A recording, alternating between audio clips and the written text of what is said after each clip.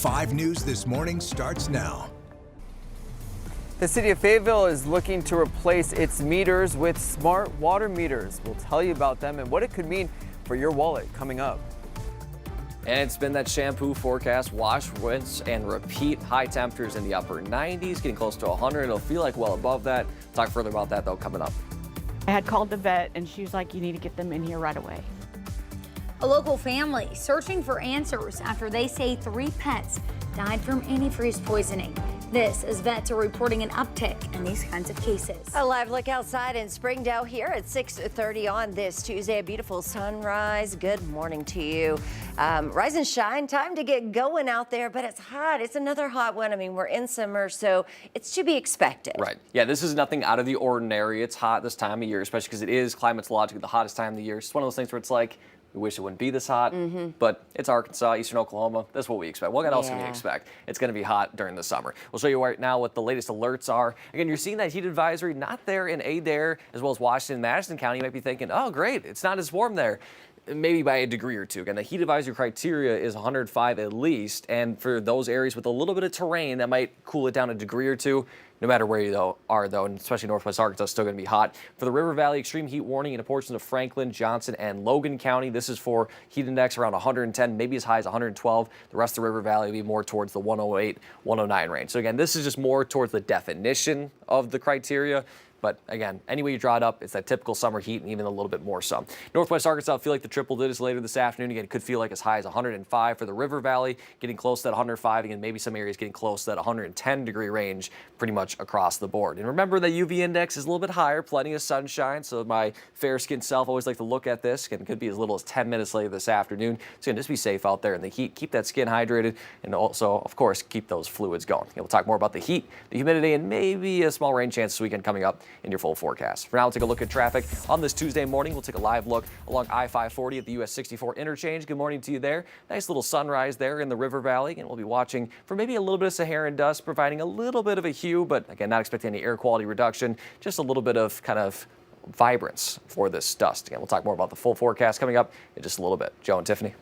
Yeah, making it look a little peachy out there this morning. All right, new today, Fayetteville is making a high-tech upgrade, swapping out their old water meters for some smart ones. It's a push to save money and, of course, streamline operations. 5 News reporter Jacob Luthi shows us how these new meters are expected to help both the city and the people who live there. Good morning, Jacob.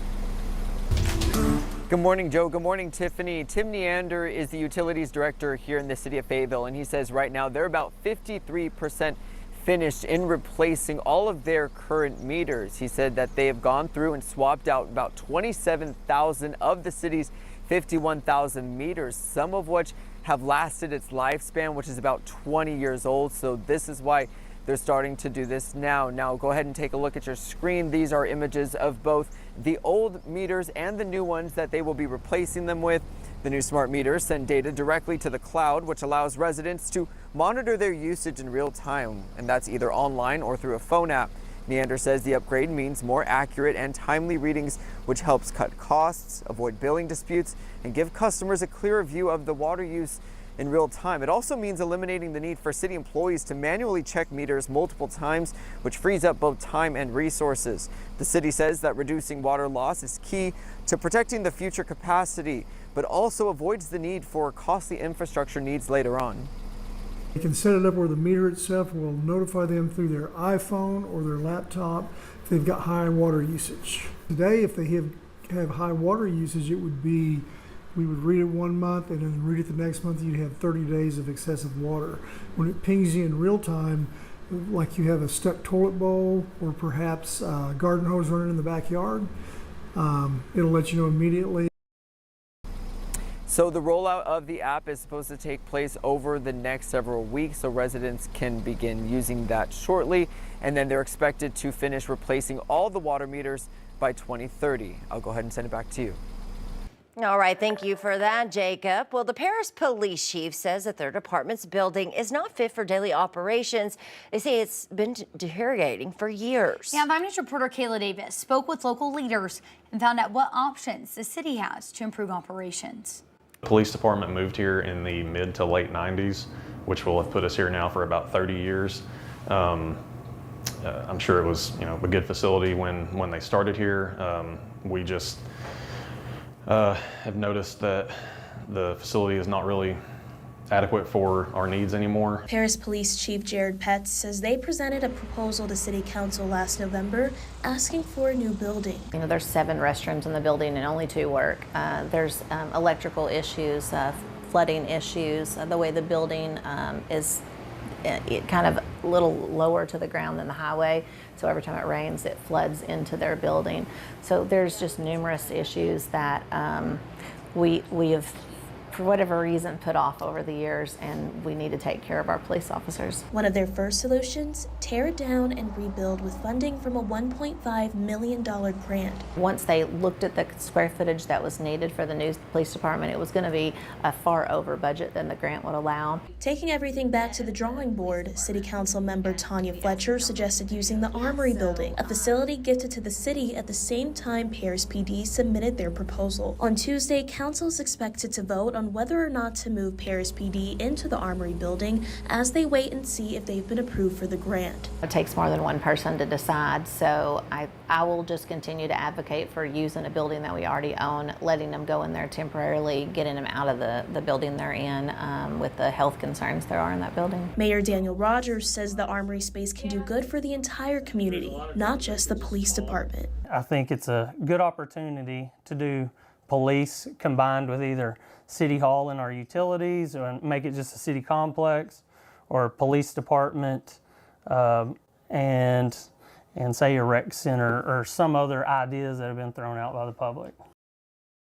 Well, that was Kayla Davis reporting. Architects will present estimated costs in a town hall today at noon, followed by public comment. Well, Arkansas State Police are looking for a suspect right now after a hit and run. This was in Hempstead County. It claimed the life of a construction worker on I-30. Police say the victim was a contracted worker placing cones along the interstate when they were hit by a vehicle. The crash then caused traffic to pile up, leading to another wreck involving an 18-wheeler that claimed 2 lives. State police believe the driver took off on foot after that crash. They haven't been found.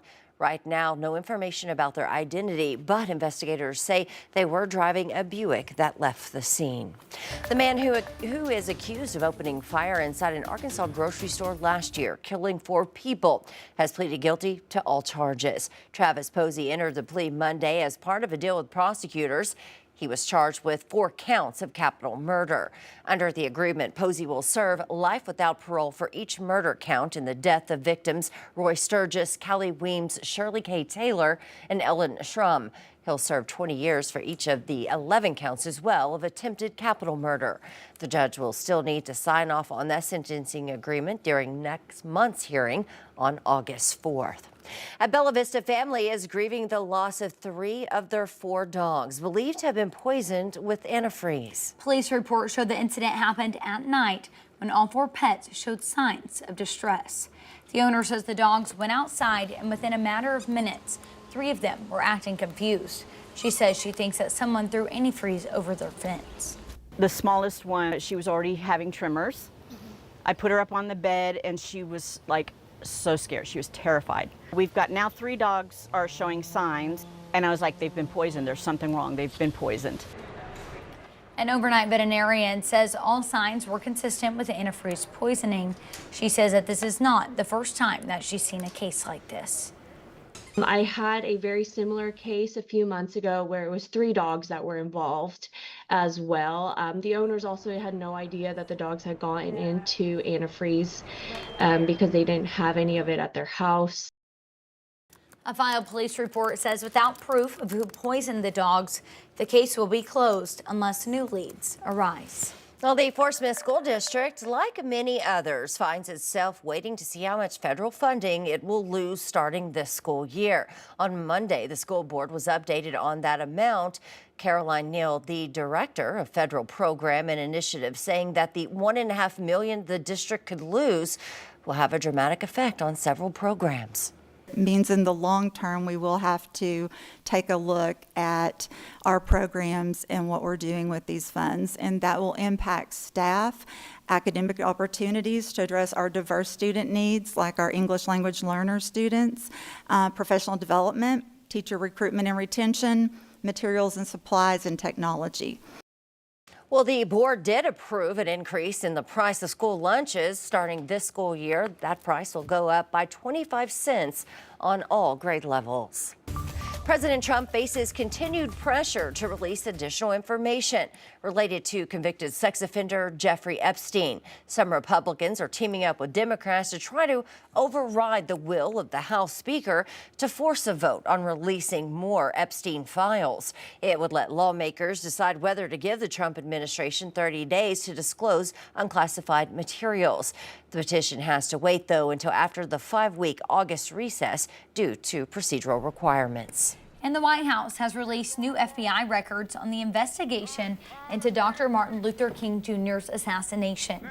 Director of National Intelligence Tulsi Gabbard says the National Archive was making more than 240,000 pages public in response to an executive order by the president. They'd been under a court-imposed seal since 1977, when the FBI first turned them over to the National Archive.